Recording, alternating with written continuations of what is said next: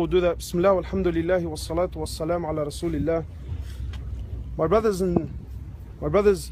the family has made it very, very clear that if there's anyone here who feels like he has a right with this brother, or he feels like this brother owed him anything in this world, then come forward and see the family. This is not a pride issue. In fact, this is a haqq issue. And this is actually a sunnah of Rasulullah sallallahu alayhi wasallam. And if you feel like that there used to be a time when you two were joking and he said a word that hurt you once, then forgive him.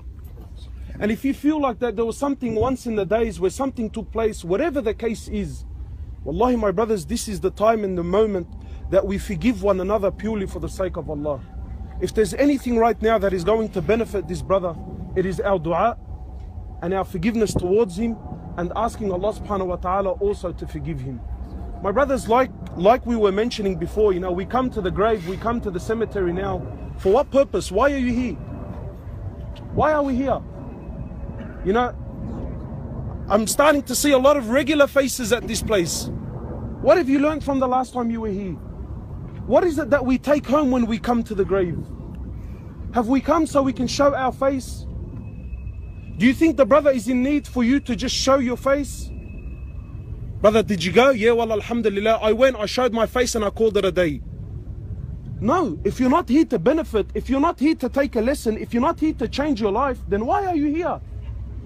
My brothers, many years ago I was in Syria and I visited one of the graves there, one of the cemeteries. And on the door of the cemetery they had a plaque, a very interesting plaque.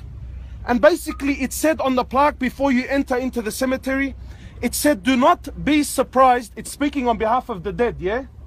It said, do not be surprised by us, for we were like you yesterday. But as for tomorrow, well, tomorrow you will be like us.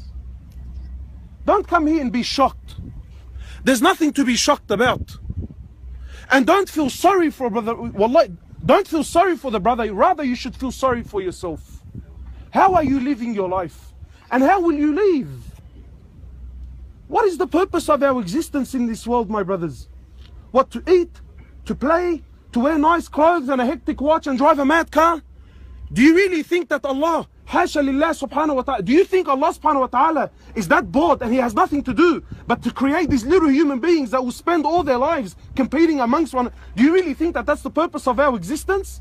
Or did Allah subhanahu wa ta'ala create us for something far greater? My brothers, life is not a joke. It's not a joke. You've been created for a reason. And we stand here now and I see many broken hearts and, obviously the father standing next to me, whatever have you.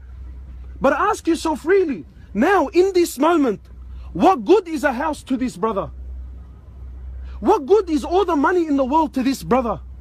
What good is an AMG or a Lambo, whatever you want to call it? What good is that now to him? What good is a 6'2" blonde? It's of no benefit. It's of no benefit. No matter how many zeros were in you, it's of no benefit now.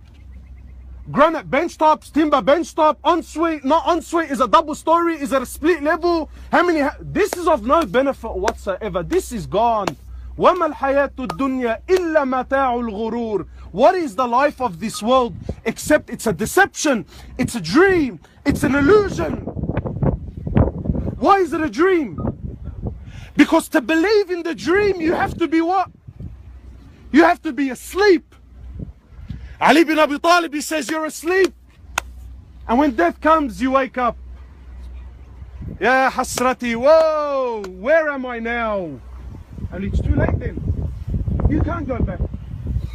My brothers, I always think to myself, and really, let's pose the question. I challenge anyone that if you could bring out any person in this cemetery, any person, Muslim or non-Muslim alike, if we could, let's just imagine for a moment that we could bring this brother back up and make him stand and only have 1 minute in his life, how do you think he would spend it?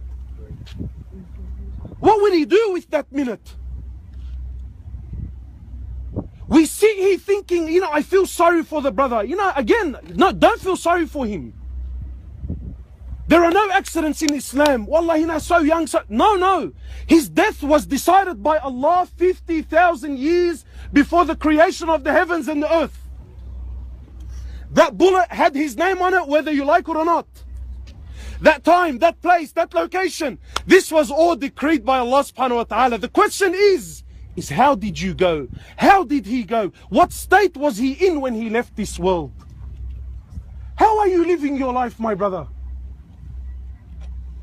How many more visits, how many more reminders, how many more deaths do we have to see before you and I wake up and pull up and come to understand?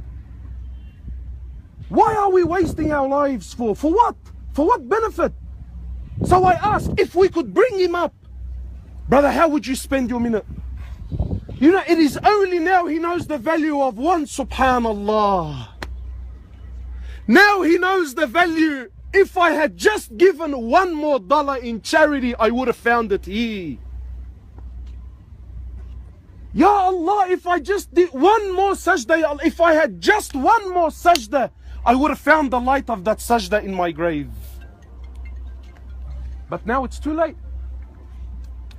Now it's too late. Why are